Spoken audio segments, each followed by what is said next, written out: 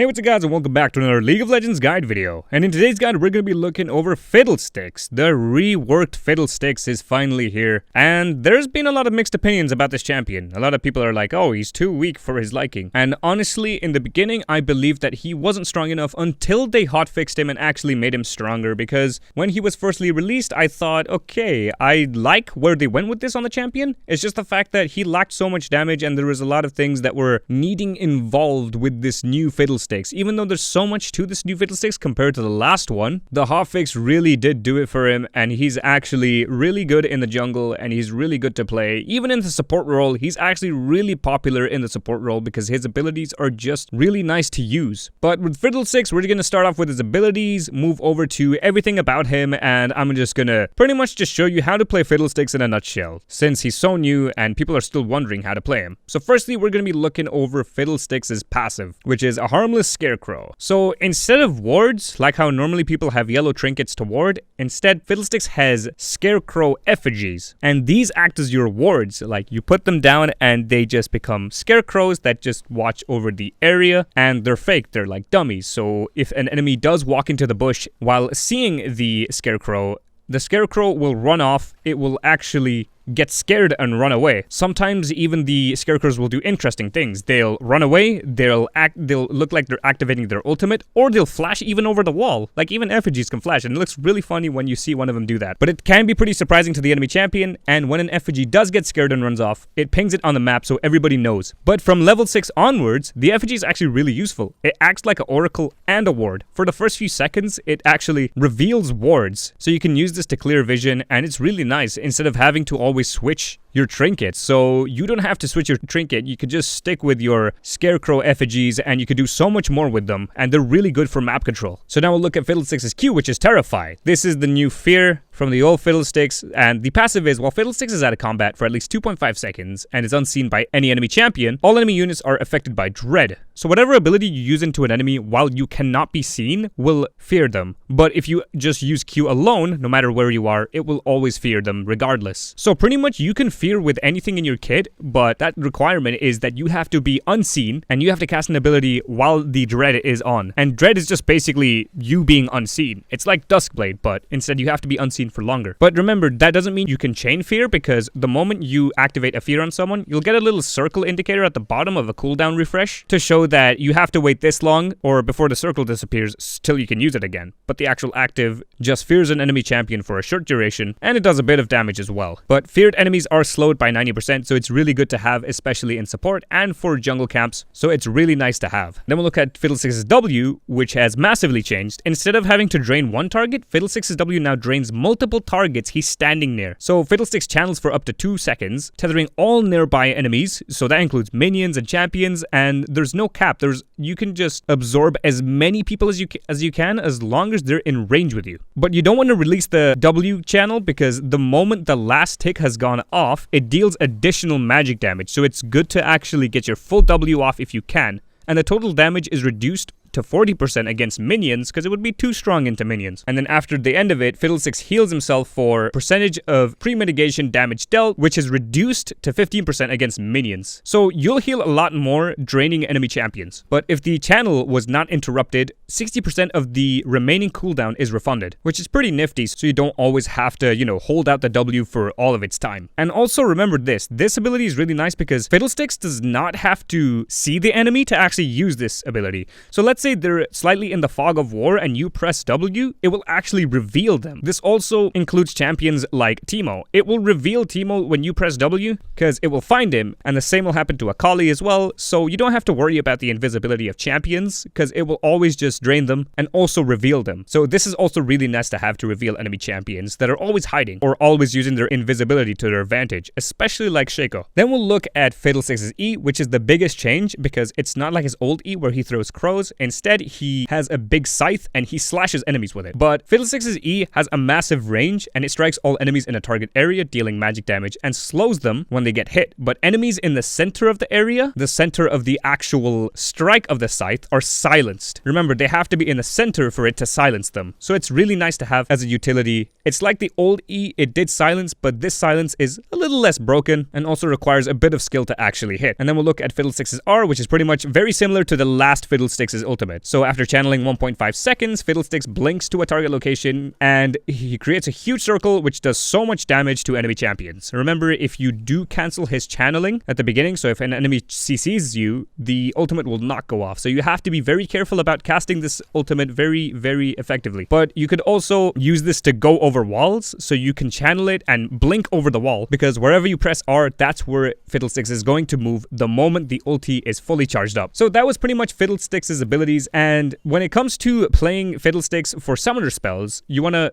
always go flash, but for your secondary, you want to either take Ignite or Exhaust if you're going to go support. Ignite is going to be really good for getting a lot of damage off early on in the game. It's really good for early game oppression, and also reduces the healing that enemy supports will do to the enemy ADC, so it's really nice to have to poke down enemy champions. And then Exhaust is really nice to have. It's been a really popular summoner spell because it just reduces so much of the damage that enemy champions have, and it's going to keep them slowed, so it's really nicely combined with your Fear and your W, because if you slow them, you can use the full extent of your W as well while they are weakened, and it makes it harder for them to fight. Otherwise, mainly you're going to be taking Smite because you're going to be going to jungle with that, and I don't need to explain this because this is going to be more explained in the items, but usually this is going to be used because you're a jungler, you're going to be smiting camps, you're going to be smiting the epic monsters, and the biggest objectives, which is Dragon, Baron, Herald, Elder Dragon, everything, etc. So now when it comes to Fiddlesticks' runes, this is pretty broad, where you go on the domination tree and you mostly stick with domination since that's your bread and butter, but you can go different runes dependent on it. So you can go Predator into Cheap Shot, Eyeball Collection, Ultimate Hunter, going Nimbus Cloak and Water Walking. This is the best roaming Fiddlesticks rune page because Predator is really nicely used with your boots to catch out enemies, to run onto lane really fast, because when Fiddlesticks ganks, he's only really effective to gank with his ultimate, but Predator says otherwise. Predator actually allows him to run onto lane really fast, and the first thing you're gonna do is use your Q ability, which is your point and click Fear. It's gonna proc the damage from Predator along with the damage of Q itself and the fact that it's gonna Fear, so it's gonna do so much. And then you can follow it up by your E ability, which is gonna silence them to prevent them from using any other abilities or summoner spells. And this is where Cheap Shot comes in nicely as well, because it helps you do more damage to impaired movement champions,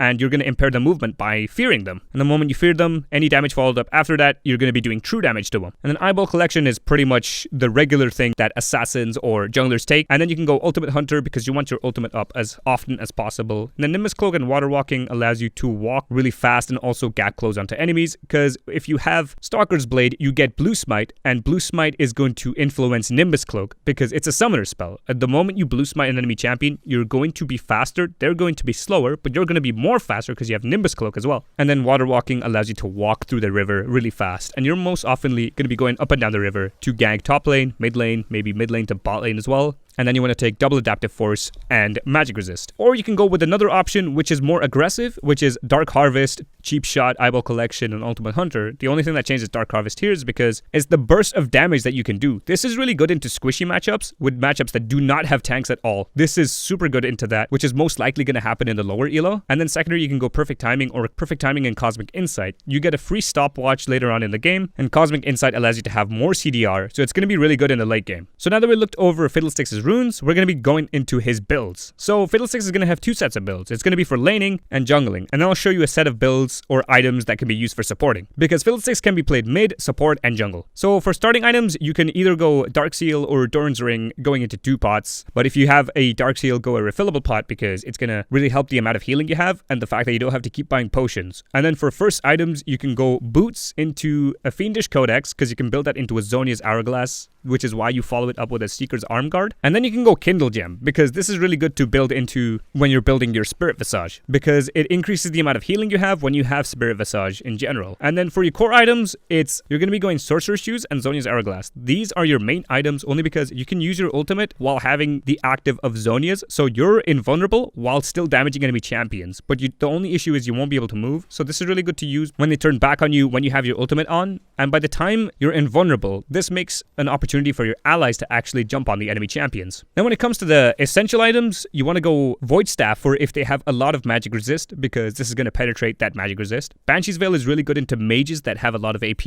and it also gives you a spell shield, so you can use this to prevent CC and damage. You can use Spellbinder to run really fast and to do a lot of damage. This is really nicely combined with your ultimate. Since this is the strongest AP item in the game and it does so much damage when you have 100 stacks, it's actually really, really strong when you combine it with your ultimate. You can go Merlinomicon for when you want to reduce enemies' healings for champions like Yasuo, or champions that build Death Dance like Riven, Kled, or any other champion. This is just to help you reduce the amount of healing they do. Rabadon's Death Cap is your normal raw AP damage scaling item because you're just going to do so much damage when you have this. Liandry's Torment is super good for burning enemies with your ultimate, and you can combine this with something like Rylai's Crystal Scepter, which I'll go into later. And Luden's Ekko is probably one of the best early game items to get, only because it does so much damage. You get 20% CDR, lots of mana, lots of damage, and nice value. Now when it comes to situational items, you can go Spirit Visage for the healing like I said before. Frozen Heart is actually good for champions that are really strong, like ADC champions or on-hit champions that are doing AD damage, like Tryndamere, Yasuo, Ezreal, Caitlyn, Vayne, all those champions like that, because it keeps you tanky as well, and because you're a utility AP damaging champion, you will do so much more to them, but you may not be able to 1v1 them, but it's really good to have for team fighting. Rylai's Crystal Scepter is nicely combined with your Liandry's Torment, because the burn of Liandry's Torment is going to keep them slowed, and your abilities are just going to slow them anyways, because you have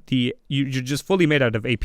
And Banshee's Veil also does fall in the category of situational items, and I've already explained this item before. Protobelt can be used because of the micro dash and the wave clear, and I'd only take this into laning, but it's actually really good to take because you can get that nice little gap close to fear someone, and it's really good to use when using ganks. And then Abyssal Mask is nice to take for if you want to go off tank, but also have some damage as well. This is really good for matchups that have a lot of AP, so if you're stacking magic resist, this is also an item you want to take as well. Dead Man's Plate is possible to take into an all AD matchup. I would not take this just out of the whim. I would just take this if there's like all AD champions, and I would just stack this along with my other armor items, because this has movement speed along with the armor and the health that it offers you. And then here's an example build of Fiddlesticks on the lane, but it's more of a tanky Fiddlesticks, and most people that do go Fiddlesticks on lane go tanky because he's very, very, very squishy. So in this matchup, the Fiddlesticks is mostly fighting AD champions whilst trying to maintain health. Because he has a Spirit Visage, there may be a bit of AP on their team, but there's a Frozen Heart and a Ninja Tabi, which is really good against on-hit champions, so Yasuo, Tryndamere, like I said before. And then you got Liandry's Torment for the burn, Rabadon's Death Cap, and Void Staff for the penetration and the damage. But when it comes to jungling, we'll start over from the starter items. You can go Hunter's Talisman into a refillable pot, pretty self-explanatory. And then you'd go into a Stalker's Blade, into a Fiendish Codex, going into a Boots, because you want to try very hard to get your Runic Echoes. Moving over to the core items, you'll have built your Runic Echoes by now, and you'll have your Boots and your Zhonya's. Your Zhonya's is super important to take. It's one of your main core items, so you want to take this as soon as you can with your Boots, because you want that movement speed as well. And then his core essential items in the jungle, Morellonomicon, Void Staff, and Rabadon's, like for the reasons I've said before. And then his situational items, pretty much the same thing, but it's a bit more narrowed down, only because in jungle, you're not going to be taking like something like Abyssal Mask or Dead Man's. You're going to take other tanky items, but these are the main things that you're going to be taking situationally for when it comes to jungle. And then here's an example build of a jungle build for where you go Runic Echoes, Zhonya's Hourglass, Sork Boots, Morellonomicon, Rabadon's, and Void Staff. This is a generic, almost glass cannon Fiddlesticks build. I say almost because there's armor from the Zhonya's Hourglass, but he will be more prone to AP, but that's probably because there was less AP champions, or maybe the support was only AP. And when I say only AP, someone like Sona, she may not do a lot of damage so early on, especially in the mid game, unless she built something like a Sheen or a Lichbane. But that's less likely to happen, especially somewhere in high elo. But then finally, when it comes to support items, you start off with Spell Thief's Edge and then go 2 healing pots. Or you could just go Relic Shield if you want to offer that healing to your ADC, but I would most likely take Spell Thief, since it will amplify your damage more and give less of a reason for your ADC to, get healed, because they'll less likely be taking damage if you're doing damage more often to the enemy champion, so you're really nice for poke. But here's a broad amount of items for support, and usually the most 3 popular items here are Frozen Heart, Spirit Visage, and Zhonya's Hourglass. These are the main 3 items that are mostly used in support, and they even use this in laning phase. And I don't blame them why, because it actually keeps him from being squishy, and he's really still strong. But then you can build a Thornmail for enemy ADCs that have a lot of healing. You can go Knight's Vow to bind onto your ADC to keep yourselves tanky. You can go Redemption for the extra healing, which is nicely combined with his ultimate, because you can ulti on top of your Redemption if your enemies are within the range. Zeke's Convergence is really nice to combine with someone like Kog'Maw, or someone with a lot of attack speed early on in the game. It won't be good into someone like Jhin, since his attack speed is really low, especially in the early game, and he attacks very separately with his bullets. But anyone with high DPS is really nice to have Zeke's on. Liandry's Torment is there for the same reason, to burn enemy champions and to be very annoying. It's like having an enemy Zyra fighting against you, but instead it's a Fiddlesticks, and it's very scary. It's just got a lot of CC as well. It's pretty much like a Zyra alternative. And the Morello's is good for denying the healing. Let's say a Soraka's healing the ADC, you can use Morello's to reduce the healing, since it has Grievous Wounds. And then you can go mobility boots if you want to move around faster in the lane, which is usually what a lot of supports take, like Rakan and Bard, you know, to gain a bit of control in the lane. So that was pretty much the builds in a nutshell for Fiddlesticks. So before we go into anything else, we're going to be talking about Fiddlesticks' pros and cons. So the pros about Fiddlesticks is he has very good sustain. This is thanks to his W ability because he can absorb multiple champions and reveal them as well. He has fast jungle clear and he can sustain really well in the jungle. He has a lot of engage options. His Q, his E, his R, and also having to hide and also use any ability to fear. The nicest and easiest way is having a clutter amount of champions just walking towards you while they don't have you warded and you ulting into them. It will fear every single one of them. But if you think they're going to arrive quicker, you could use your E ability because it will silence them and fear them. And then you can use your ulti to follow up while having your teammates to jump onto them.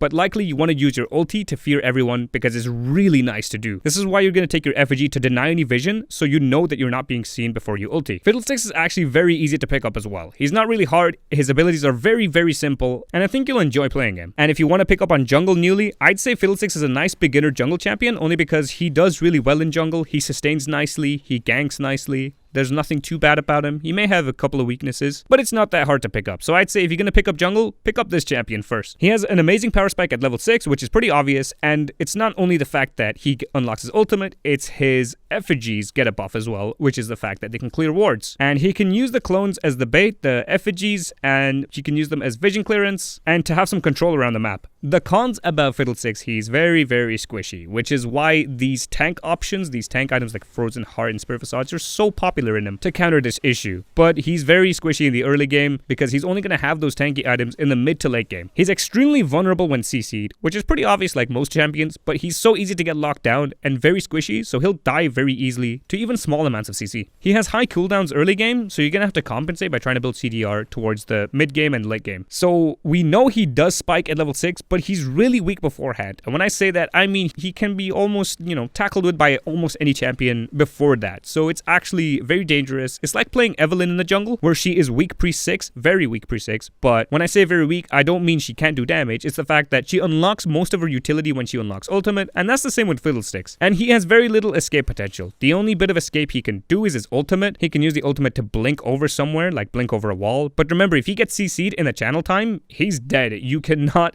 escape because the ultimate doesn't go off and you're just dead. And channeling can be cancelled, whether that be his W or his ulti, like I said. And it's not going to be nice because that's your mana gone and also the fact that a lot of your damage is gone as well. But the worst thing that can happen is someone cancelling you out of your ultimate. That is probably the worst thing that can happen. So that was pretty much Fiddlesticks' pros and cons. So I'm going to broadly talk about Fiddlesticks before I move on to conclude him and before I talk about the combo tips and tricks video. So in the early game, when it comes to Fiddlesticks, let's talk more about jungle actually. You want to start blue side. He's heavily mana reliant and he can clear really fast, so it's good to start blue buff. And one mistake you need to avoid doing is do not smite the first monster, please, because you already sustain so hard. You don't have to smite until you're at the 3rd or 4th monster, but if you need to smite early, that's usually going to happen because someone has vision on you and they're trying to steal it from you. That's the only time you want to smite, but otherwise, you don't need to smite that often. As long as you're not 2-stacking smite, you're fine because you sustain really hard. So you can go blue buff to Gromp, going to wolves, and then getting red buff.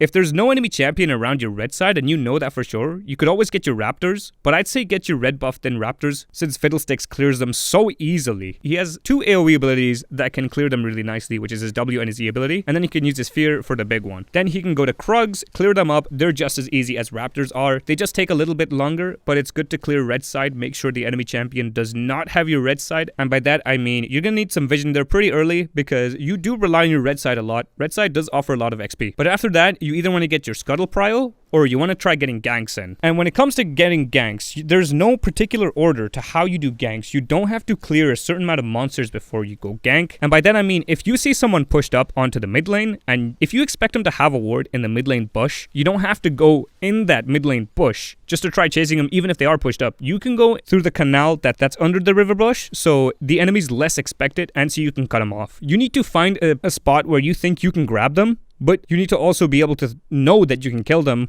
or pop a summoner spell off them so you can put them behind and so you can get your laner ahead. And one other tip as a jungler is if you see an enemy maintaining a freeze against your ally, go up to the lane and help them break the freeze. You don't have to take the CS unless they don't mind you taking it, but you have to break the freeze if you want to do that. But that's just general jungle knowledge, and that's something I could talk about in another video. But broadly, this is what I want to talk about for when you're going in jungle, just generally. And since I'm talking about a jungle champion, it's good to talk about. But whenever you can, get the Scuttle Prio. Try not to fight into really strong champions that are in the jungle, like Lee Sin, Olaf. Those guys are going to be super strong. Olaf is probably one of the strongest 1v1 champions in the jungle right now, and you probably don't want to always take the fights unless you know you can. The best way to engage onto an enemy jungler is having the lane pushed in so they can come and help you, because they don't have to worry about them losing minions since they've already pushed in under a tower, and because they are, the enemy mid laner is going to have to stay at the wave while your laner comes to help you. And even if the other enemy mid laner does come to help, he's going to miss a lot of minions as well, so you just need to make sure you can get these fights done effectively. Not all of them are going to go so well, but you got to be careful about what decisions you make, and you need to understand the power spikes and the amount of damage enemy champions do. You cannot underestimate the damage of every champion. You need to know their damages, you need to know how they play and what they do, so that can pretty much determine which champion you kill and